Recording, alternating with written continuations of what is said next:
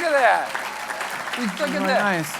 2, 3, 4, 5, 6, 7, 8, 9, 10, 11, 12, 17, 18. 19, 20, 21, 22. How many? So that's 700 right up to there. Hi, everybody. You want to sit there? Well, I was going to sit here. these are really cool modern chairs, huh? So we have to do a quick, we should probably do this really fast. Hey, Texas Music Water. Whenever you're thirsty, please drink it. And glasses. When you're sick of bottles, they're still hanging out. Yeah. And we should do the quick paper one. Yeah. Paper. Write stuff down anytime you want. This is Bob Odenkirk. Hi. And this is Fred Armisen. In case any of you don't know, he wrote on Saturday Night Live from 1987 to 1991. He built Mr. Show, which is just one of the greatest shows of all time ever. The first time I ever saw him was on Larry Sanders, where he played this agent that I wasn't in comedy or entertainment, and I actually thought they hired a real agent to be on this show. I was like, wow, that guy is so real. And of course, Better Call Saul, Breaking Bad. But I'll say something really quick before we begin. I've known Bob for a long time, but the reason some of you might know me from TV is because of Bob. Bob gave me my break. He put me, I was just doing stand-up at Largo in LA, and I was a nobody, and he put me, as a cast member, he cast me on a pilot he was doing for Fox called Next. Right? It was essentially, after Mr. Show ended, and Mr. Show ended for so many various reasons, but David wanted to live in New York. That was number one. Mm-hmm. New York was very hot at the time. So hot. It was not Brooklyn. as big as it is now. No. Now it's grown. Yeah. They have Manhattan. They got Staten Island. They have Queens. You know, Do they still have Queens? Queens is growing and growing. That goes way out into Long Island now. Huge. Well, huge, there you go. Place. Cross started it. Anyway, but we had such a good time doing Mr. Show, and I wanted to carry on that vibe and that as many of those people as possible. So I thought, why don't I try to pitch a sketch show for network that just uses, because Mr. Show is so silly, right? And who doesn't love silly? Everyone, right? Everyone loves it. I might be a redneck if I love silly things. Yeah. Right? Yeah. Get her done. Hey, there's nothing sillier than getting things done. No, that is very silly. And yeah. I thought maybe if we just did the silly part of Mr. Show without the crude, angry part, maybe we could please a lot of people. So Fox was cool. They took a chance on it, and we put together the show Next, which was, to my mind, Mr. Show without the angry beans in it. And we took a run at it. We made made a pilot, which was 2 episodes, and you were in it, and wonderful people, and it just didn't go. It didn't get past the testing. Oh, the testing audience was one of the great ones. This I don't know about. Oh, my God. They showed it to the audience, to this group of people in Glendale or whatever, and there was this one kid. He was about 14 years old, and he was, I'm not trying to make fun. I'm trying to do a good job of his accent. This is no good. I don't like this so much. That's not funny. You know, they're trying to be funny, but they're not funny. You know. And he spoke first every time. Uh-huh. Every time the host woman would ask, you know, what'd you think of the cast members? This is not good. This is not good, people. I don't like this.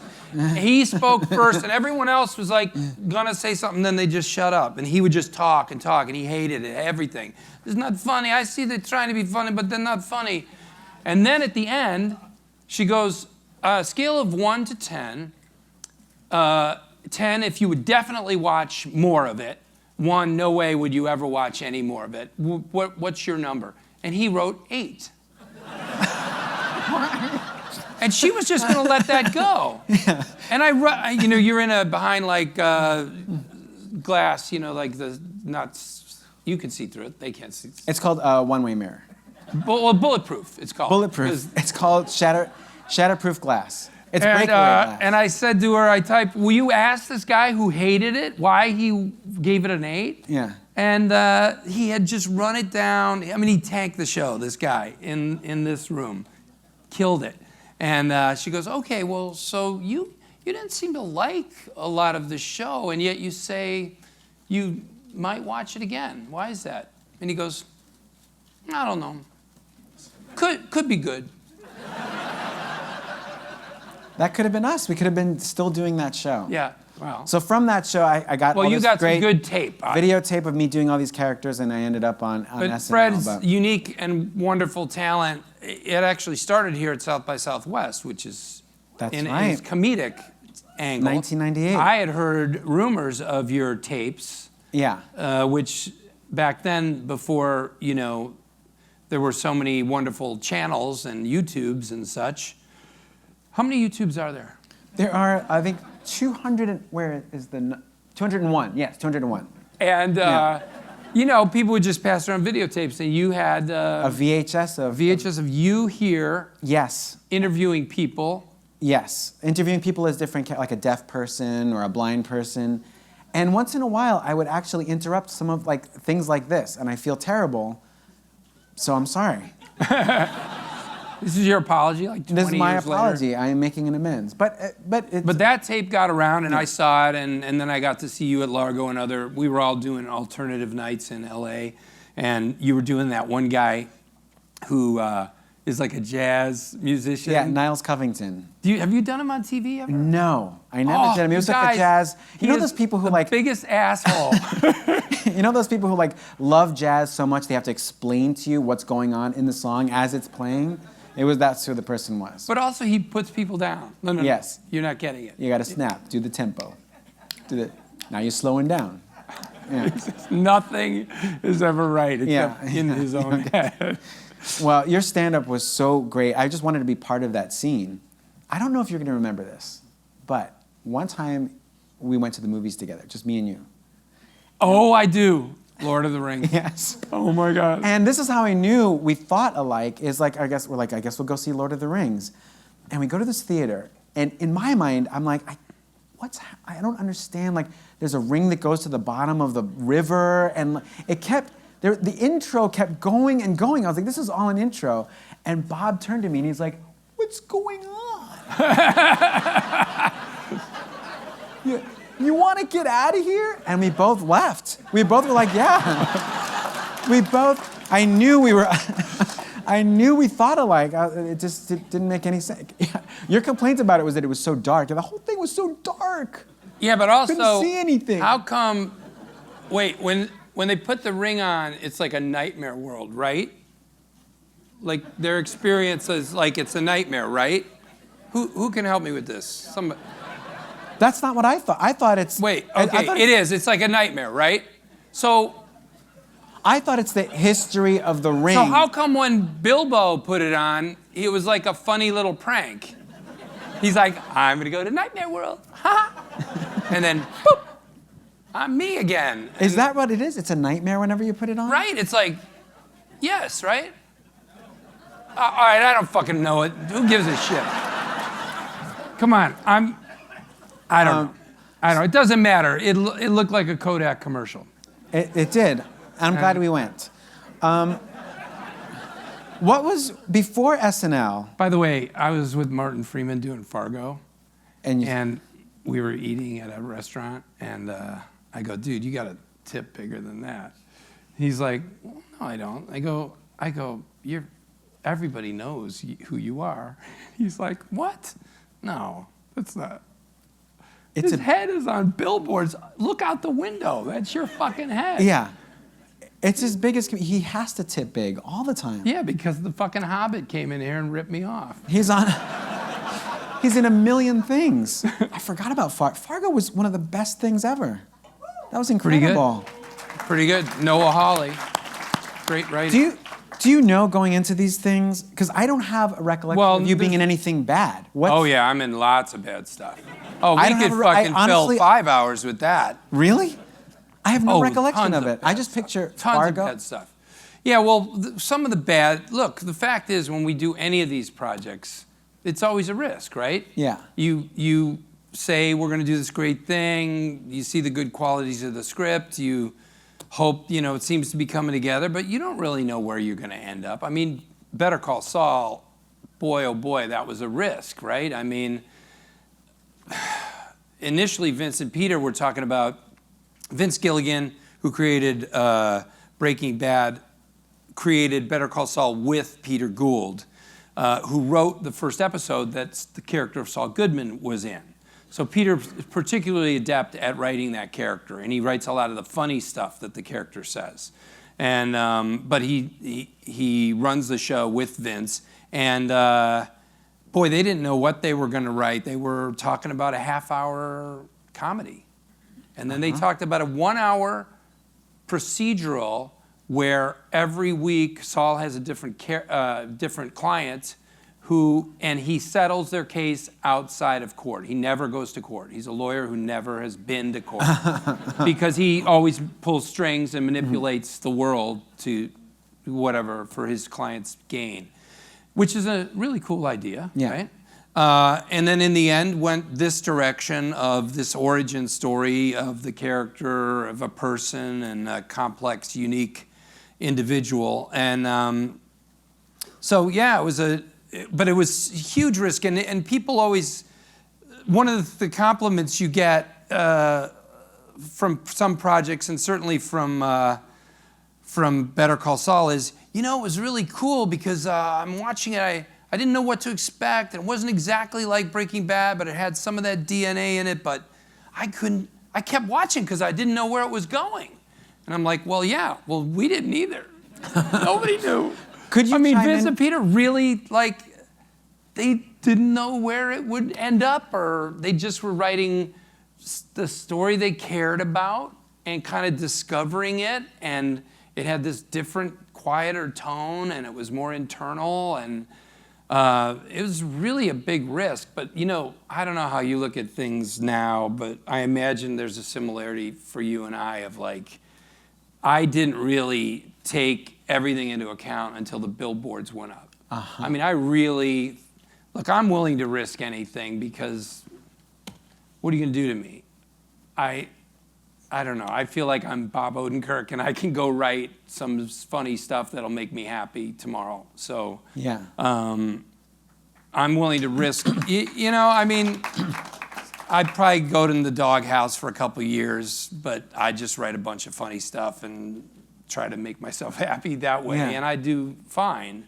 And so I'm for trying something interesting and different all the time. We have to be, right? It's the only way to survive. And yet, when it comes to showing it to the audience, you really you start to go like, oh shit. Yeah, this is real. Wow, wait, okay, hold on. What did we make? How is it? Is it gonna make people happy? And I really didn't know with Saul. And also this great fear that the audience would just not give us a chance just because, how dare you come out of Breaking Bad with anything? Yeah. I understand people have that attitude about things that they love. They love something and they don't want it tinkered with or turned into anything else that feels like you're using the success, the good vibes from that song or whatever you did that worked. But you got to keep trying stuff, and they certainly, I think Vince and Peter really challenged themselves with Better Call Saul. And the audience, the other thing is Breaking Bad really ended before people were done with it. They could have watched 3 more seasons of that. Where's Charlie and Joel? Sorry, guys. True. But they could have, and then that goodwill helped us a lot with Saul, so that people, I think, watched it and were like, yes, please, more of this tone that, again, Vince and Peter are so good at, Could you chime in with any of your ideas for it? Did you guide them along? No. You left. No, I really backed off. I mean, they would ask me. We met 2 or 3 times before the show started shooting, and I brainstormed with them, but they didn't use hardly anything I had to say, and I'm fine with that. I I don't want to be a part of that. I mean, you probably also approach projects this way. There's things you want to write, you want to help with, and then it's really wonderful to be told, that's it, figure it out, work it out. You're great. the performer. You don't have to picture the whole world. You're not responsible for the whole, how it all plays out or comes together or doesn't. Your job is to just be that guy in that moment. That's it. And so I really wanted that task, and that's what I've done. Interestingly, I've become more involved now in the third season, but only because over time I think I've finally gotten to where I can think about it and give some helpful observations. Whereas before I didn't feel like I was on very solid ground. It's not what I do, when I write this kind of thing, like Better Call Saul. I don't trust my own instincts on it as far as like plot movement and stuff. Yeah. The audience has been so much more gullible, or forgiving, or welcoming, or kind and forgiving and appreciative of the delicacy of the storytelling that these guys pull off. Yeah, it's and always for incredible. me, as with comedy, it's like, let's get to something funny, let's get to a turn, let's get to something that heightens it, and if you're succeeding because you're getting a reaction. Yeah. These guys with drama, they have to trust that the audience is paying attention to the undercurrents of what's pulling the characters along, and it's a much more trusting effort on the part of the creators. Do you think there's a little? I feel like there's a hint of comedy. I don't know why. Just all throughout Better Call Saul, there's like just a little bit of like a tone to it. That Well, to me I reads always thought Breaking Bad was wild because you'd watch one episode and it would be so bleak and horrible and sad and dark, and then you'd watch it again and it would be hilarious. Yeah. And like nothing changed except my mood when I started playing the episode. Yeah. And so it was all through the prism of your own mind watching it. I think Saul, interestingly, has legitimate comedy in it. Like this new season, the third season, there are scenes that are fairly pure comedy as far as I feel towards them. It's really fun. And then within the same, act, there's a dramatic scene. The writers they write funny shit. Yeah, and they're not afraid to mix it up, and they get that dynamic in there. It's an amazing show for that. Again, I don't know what we did to deserve this platform of this show, but I do think we owe a lot to Breaking Bad. I don't know if you started Better Call Saul without that goodwill and energy and understanding. The audience already had an understanding of really dark drama that could be funny. They came to it with that. If you started Saul just as it was, I don't think it would. But there might be some people out there where that's where they started. Maybe even. Yeah, there are. There's a few. You occasionally meet somebody who goes, "I've never seen Breaking Bad, but Saul's great." That's weird. That's a weird thing. But you didn't. You did a slight accent when you did that. I don't know if they do that. When before you did Breaking Bad, I remember I would meet with you, I would talk to you, and you were always working on something, pitching something, writing something. That's because I was always failing. I don't see it that way. I mean, I really admire your work ethic. Is that part of you still churning and happening? I spend a lot more time at the dog park now. You do? I actually do less, a little bit less. Yeah, look, that came from being a comedy writer and just generating material every day. That was your job, and it was a job I desperately wanted and loved getting. And, my bargain with show business was if I can just live, have enough money to live and write and wake up every day going, what do I want to make myself laugh with? Then that would be the greatest thing I could ever dream of. Yeah. And so getting there and working at Saturday Night Live, and then the shows that came after, Get a Life and numerous other, shows. Some of them were never made it to air. Many things don't, But that was the bargain, and as long as I get to do that, so that just kind of, I still feel that way. I still go, come on, you should be writing some comedy right now. Yeah. Yeah, I had an idea yesterday. I'm going to do a show in San Francisco in April with some new stuff. You mean like a stand-up kind of show? Well, it's it's some festival I'm doing. Yeah. Anyway, I had an idea yesterday I want to tell you about, but there's all these people listening to it. Okay, can I tell you this idea? All right. Okay. So, it's not worked out, but Fred, you're going to love this. It's a guy who sued some big company, right? And he says his legs don't work. Use their product. So he won like $30 million, right? It's so complicated, but it'll work. I promise you guys it'll work as a sketch. I know how to make it work. And then the company's trying to get the money back, countersuing, but he got the money. He's been living high on the hog. He also can never use his legs, right? Oh, so it was kind of a scam. It was a scam. Okay. So then they're like the umpteenth appeal, and this is the last one, and everyone's angry at the company for doing this, for grinding this poor guy. And then the lawyer for the company goes, I rest my case. He gives his last summation, and he goes, oh, wait, there's one more thing. And he shows a videotape of like a baby monitor, and the guy is in bed sleeping, and then you see him go, water, ding, ding, ding, I need water, and then go like, oh, yeah. and go back to sleep. And everyone's like, holy shit! And everyone's really mad at the guy. And then the guy goes, wait a second, where? There's a timestamp on that video. When's that from? And it's from like 8 years before. They've had it for 8 years. They just held on to it. The lawyer wanted this great summation moment at the end of all this. And then everyone's mad at the company, like, fuck you, you made us go through all this. It'll work. It'll be very funny. It's gonna work. Because the way it'll work is, well, there's all those switchbacks of everyone getting mad at a different party.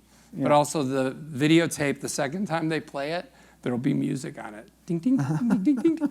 Like, who put that fucking music on there? Well, I did. That's part of I wanted a real wow factor for the... I want to be in it. That'll be silly, I'm going to right? pitch myself to be in it. All right. Speaking of which, we've got some tapes we're going to show. That's how I spend my days, what I just shared with you. Coming up with stupid shit. We're going to show something. We've got 30 videos to show you today. 30. We have too many videos. All right, let's show... can we show this one, though, at least? Okay, yeah. This is, I do not exaggerate when I say this, this is my favorite sketch of all time, of any show in all of comedy history. It is I'm not exaggerating. It's from Mr. Show. It is a perfect, incredible, incredible sketch. And we're going to show it in about half an hour. Yeah.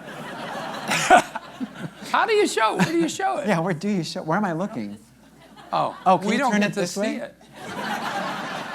We don't get to watch it. Oh, there it we is. do.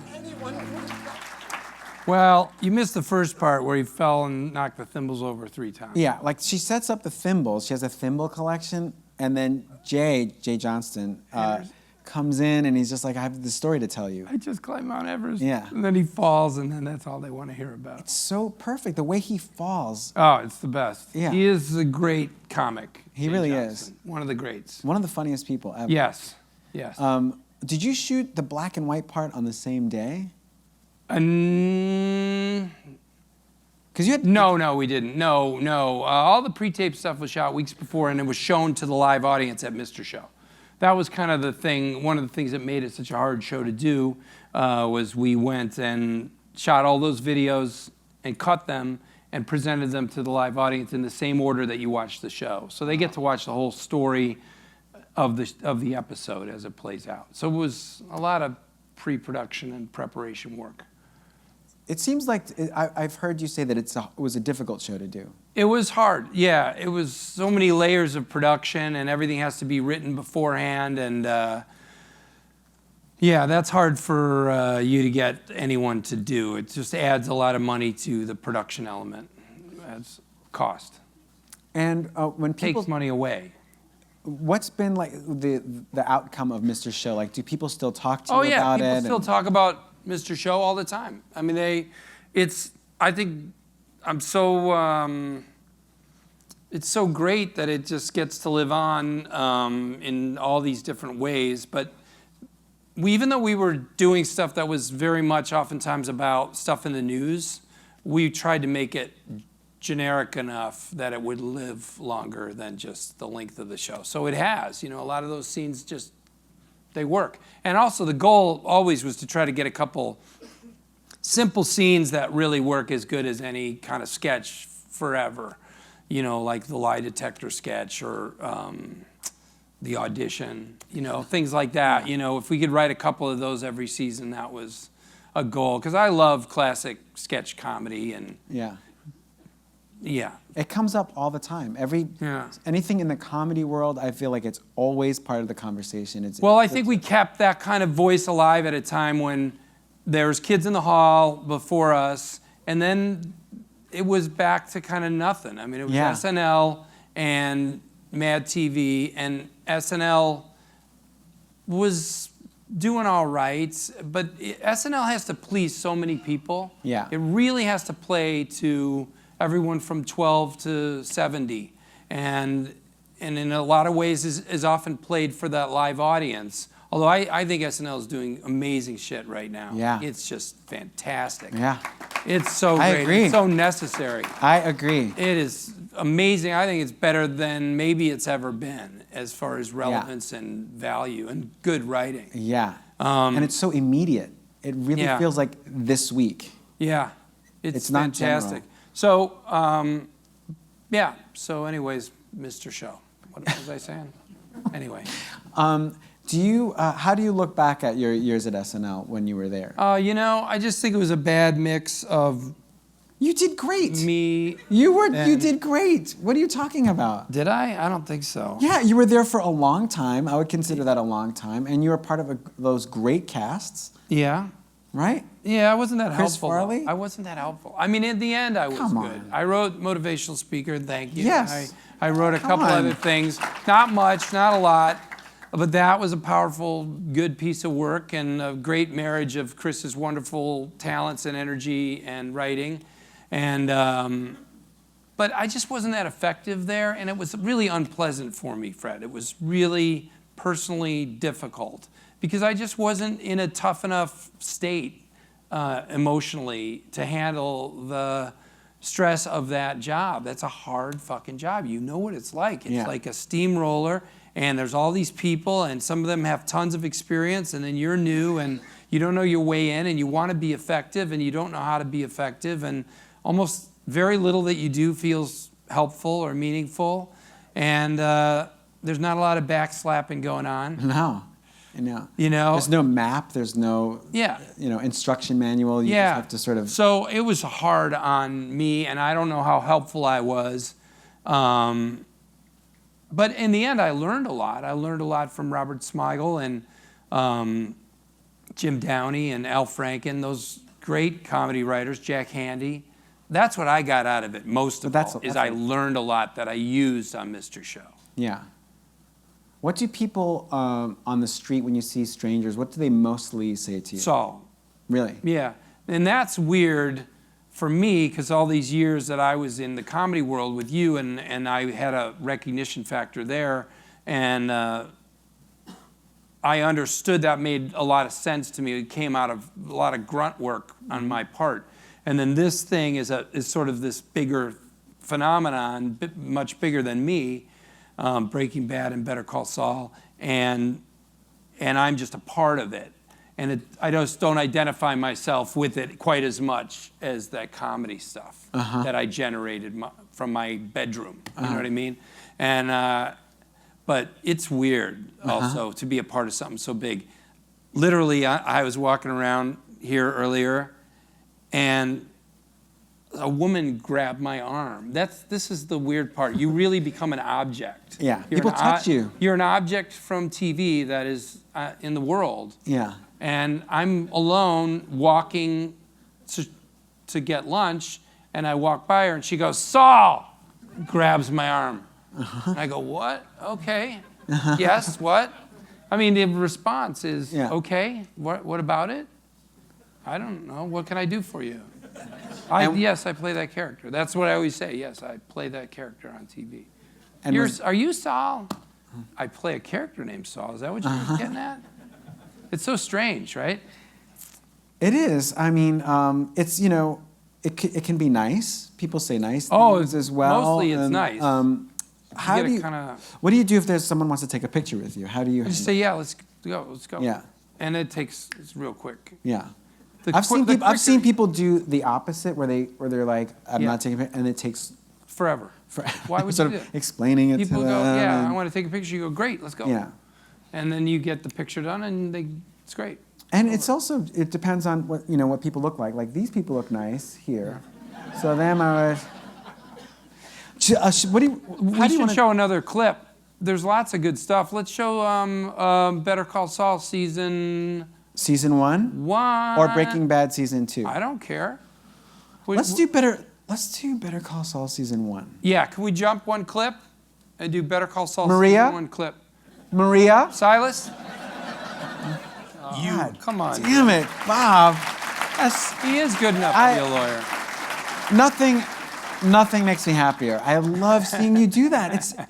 I remember the first time you were on Breaking Bad, that feeling, like, you're so good. Also, on a technical level, how do you memorize that much dialogue? That's insane. It's a lot of work. I have to work hard at it. I know you sometimes hear about actors who memorize stuff so easy, but I just rehearse like crazy. Yeah. That's what I do. I mean, I'm in Albuquerque. My family's in LA, so I have a lot of time to work, and that's what I do. And the cast we're all good friends, and we help each other out, and we meet up for rehearsals at people's houses, and we work on the weekends, and we are ready to go when we show up on set. We have to be, or we could never shoot that show in the time we have. Yeah, that does not look improvised. And still, it's not remotely improvised. Not even, I try not to improvise a word. I really try to get it as written to the letter as best I can. So it's just a lot of rehearsal. But it's worth it, These are great moments, great scenes, and it's great writing. And the more you dig into it, the more you find in it. So. Do you guys, temporarily live in Albuquerque? Oh, yeah, for 4 months out of the year, yeah. I go home as many weekends as I can, but you get to know the city. It's a good city. There's a lot to do there. You got to get a bike out. You can ride around. Can I try that? Hike. Can I try that scene really quick? Let me see how much I memorized of it. It's you who made that phone call. You did it. I looked at my phone, and that one call, that number you deleted, was him. That phone must have been burning in your ear. It must have just been burning up. You made that call. You did not want me to get that job. That's enough. You're making me look bad. You're going to get my job. You're going to take my job. That was terrible. Don't do that to me. Oh, come on. We could do a couple things. Okay, it says we've got 20 minutes. I wonder, we could either do Q&A or we could show some more. I love these scenes. I want to show these things to people. I know. I love talking to Fred. I could talk to him for hours. But do you guys mind? We have 2 more things we want to show. We will talk more, and we'll do Q&A. Can we show them? I would love it. All right. This is from. We recently put. David Cross and I always want to work together. We always want to work together again, but we have these separate lives. It makes it hard. But we were able to get together for 4 episodes on Netflix last year of a show we called With Bob and David for legal reasons. And we were amazed that the original writers of Mr. Show and cast were all raring to go and come back together and be a part of this thing. We thought we wouldn't maybe get anyone because everyone has careers that they've moved on to, but people were so happy to work together again. We had a great time, and I want to show you a clip that hopefully will make some sense to you of a scene from With Bob and David. Oh my God. I still want to make that musical. Yeah, I want to see it. What is? Do you guys have another idea maybe with you and David doing something? Oh well, else, yeah, or? we would do more episodes of that show. But Yeah. David's doing a show in England. Mm-hmm. Great idea that he had that he wrote into a series called Bliss. I don't want to give it away. And also, David Cross and Amber Tamblyn had their first baby. Oh, they had the baby already. 3 weeks ago. Oh, Yeah. that's great. Yeah. So David, if you're sitting here, Very happy. congratulations. Yes. And so he's going to be preoccupied for about 7 years. Yeah. Do you But guys? we're going to work together as soon as we can. And you keep in touch often. All the time, yeah. So hopefully that can happen again. We'll see. One more clip? Yes. So Okay, this is guys, this is a movie I did for Netflix called Girlfriend's Day. Esta and es it's una a- película que hizo que se llama Girlfriend Day. And it's another curious little thing. Es una cosita pequeña. Are you really doing that? You want to watch a clip from it? Anyway, really quick, I saw the whole movie. It is great, and Bob is great in it, and it is really incredible. So, All right, let's watch the clip and then we'll take questions. so good, all of it. Thanks, man. And you wrote the whole thing. I wrote it with two guys, Eric Yeah. Hoffman and Phil Zlotarinsky. It was their original idea, and then over the years we rewrote it together. It's people who make greeting cards. Yes, it's that whole I'm world. a greeting card writer Yeah. in it, and yeah. Yeah, fantastic. I Thanks, loved buddy. it. So good. I think we could take some questions. Sure. How do you feel about Yeah, that? let's do. I guess the best way to do it would be there's a microphone up here. And how long do we have? Let's say, I don't know, This is 11 minutes, I guess. yeah. Um, Let's knock them out of the park. yeah. Go ahead, buddy. Cool, guys, thanks for coming. Sure. Thanks you guys for coming. Everybody who's here. I'm a big fan of the late, great David Carr. Yes. I think about him a lot when I'm here at this Yeah. fest.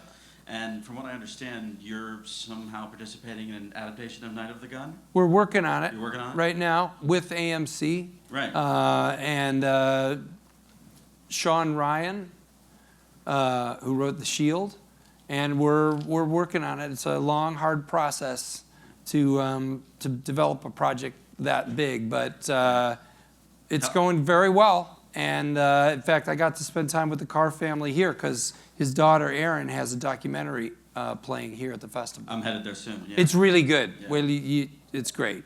Yeah, I'm You'll looking love it. forward to both. Yeah, of so those hopefully things. we can So- make that happen. David Carr was a reporter for the New York Times who had a very interesting personal life story, and we're working on that for a series.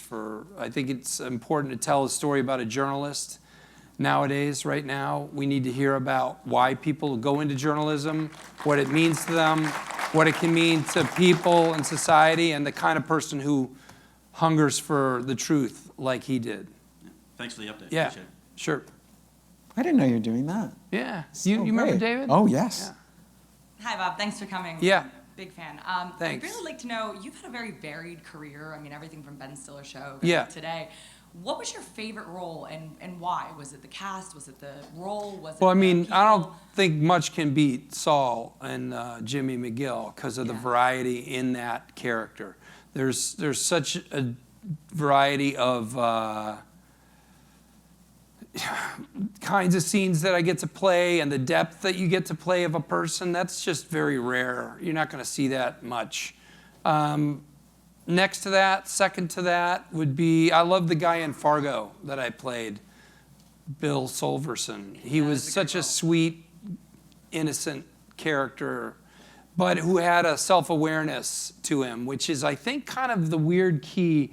You were asking about how do you know whether you're in a good project or not, and one of the things I've started to see in really good writing is that everybody kind of, even sort of secondary characters have an arc, a journey, but also if characters have some self-awareness, it's a big statement about the depth to which they've been written. Because it's really, I think, true in life. You know, the worst, I mean, if somebody got Donald Trump in a room and said, you're an egotistical asshole, there's a chance he'd go, no, I know. Yeah. I mean, because he does. I mean, he's been told hundreds of times, and he knows it's kind of true. And people do have that self-awareness. And so when that's written into the character, as it was in Fargo, and certainly in all over Saul and Breaking Bad, I mean, that great moment with Walter White where I did it for me, and because I liked it, you know. I mean, that's what you should look for. If you can just see a glimmer of the character knowing their own limitations, that's a big statement. Yeah. Thank you. Sure. I love your work. Thanks. I guess I was wondering if you could talk a little bit about your writing process. There's a scene. Well, my writing process has changed a lot. Go ahead. What was it? Well, there's a scene in Girlfriend's Day where your character is trying to write and he's sitting at the desk and falls asleep and goes into that crazy dream sequence. And he drinks a lot, and yeah. And there's this. Well, that's not me, except that I do know what, you know, writer's block is like. I think I've gotten better at not trying to beat writer's block, like not trying to stare it down, which I think probably works for some writers. But for me, for so many years, I really planted my ass in that chair every morning for 3 hours at least, and just try to get somewhere on something, anything, jokes or sketches or an idea for a TV series or a screenplay, whatever it was I was consumed with or trying to be consumed with. But I think I don't do that so much anymore, and I'm more apt to like carry on with my life, but then make notes when things hit me and let things kind of come together. I think I've gotten better at like mulling things over while I go about my day. Maybe that's an excuse, but it seems to have worked fairly well in the last few years. So I don't have to just sit there and stare at the blank page. But David Carr had that great statement. What was it? If you have writer's block, start typing. And that's kind of one way to go at it. You won't necessarily produce great stuff, but you'll be making something that you can rewrite, or you might find something along the way. But for me now, I'm acting more, and then I think I don't have to force myself to sit there. I just try to find a moment, and usually I've got a lot of notes laying around. Thank you. That I work from. Yeah. Hey, Bob, thanks so much. My favorite line from Mr. Show is we're going to blow up the moon. Yes. And you're the Photoshop guy, and you're like, I said what? Like my wife Yeah. and I say that to each other all the Oh, time. good. Fred, you were also funny. I want to say, Very funny. I'm a college teacher, and I teach, sometimes I get to teach comedy. Yeah. And both of you, who should I point these kids to, and how should I encourage them to pursue their thing? Do you mean like in just in general comedy history? Comedy history, or even contemporary, like who inspired you, or people that you Well, I like from? Derek and Clive, Peter Cook. There's a couple Derek and Clives that are they're simple, they're short, and those guys are improvising. So if you're talking about improvisation and you watch what they do, they really build a sketch out of almost nothing. And that's kind of neat to see, and they do it through acceptance and building and even in fun backwards ways. They're very clever guys.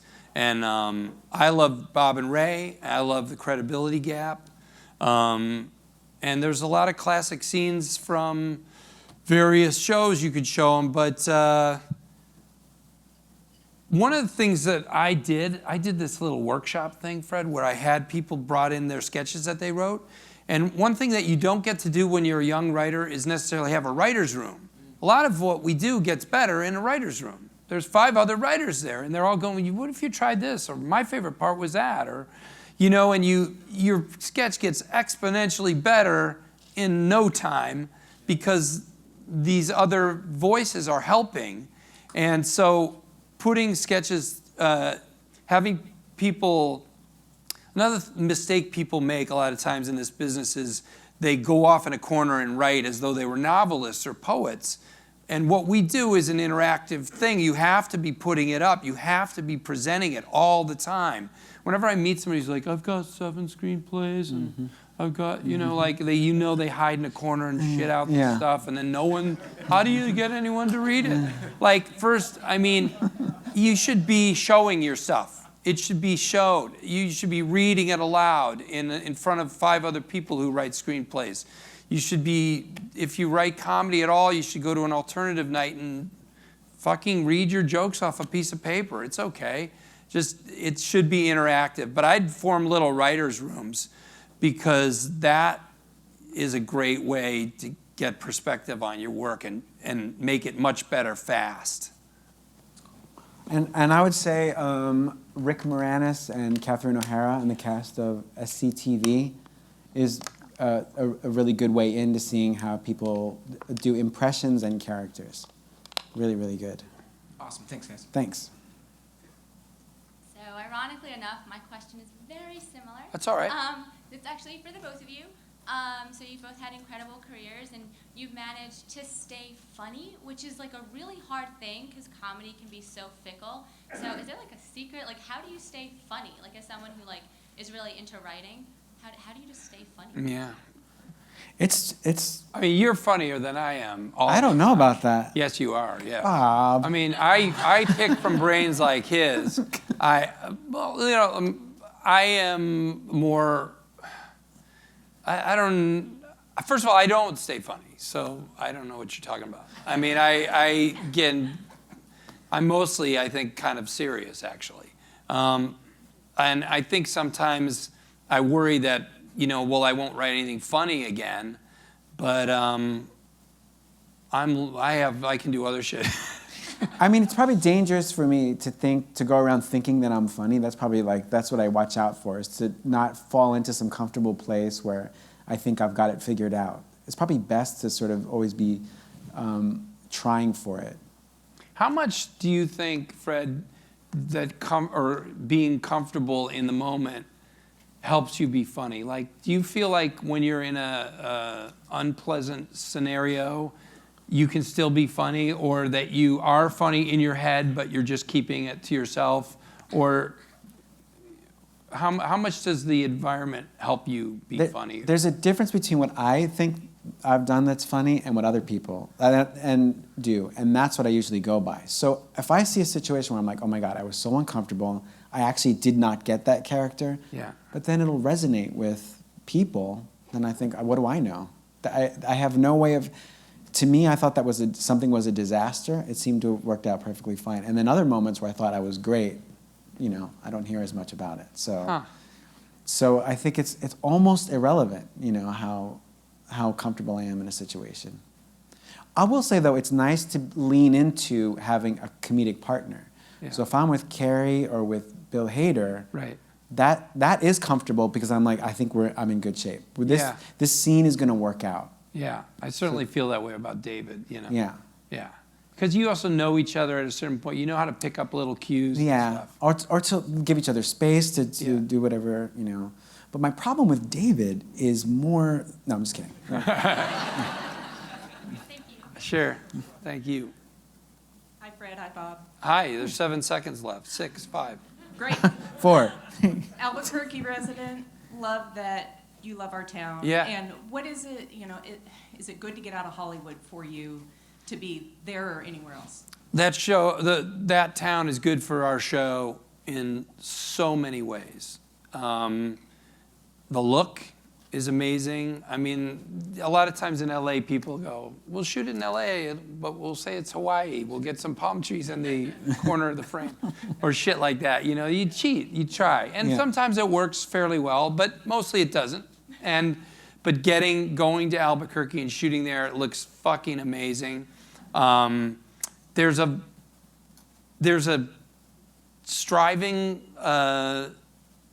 spirit to the town that I think informs the characters. This is a town that's people are champions of who live there and are working so hard to improve it all the time.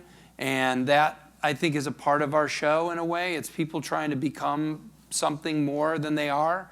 And it's beautiful, and we can use the locations. The show is another cast member, really, or rather the city is a cast member of the show in a way. I don't know. I can't imagine the show anywhere else.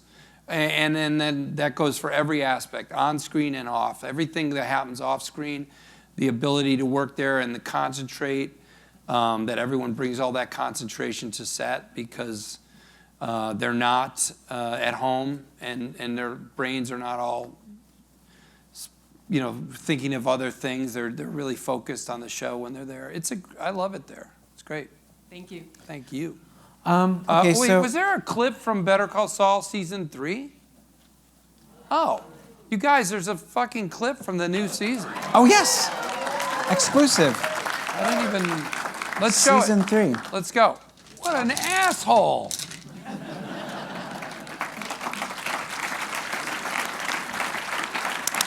What is he referring to? The fact that you thought it was your mom? What was What was the thing that happened that day? Well, you'll have to watch the series. Come on. That starts. Season 3 starts April 10th. And Thanks for coming out, well, you guys. I'm and- so glad.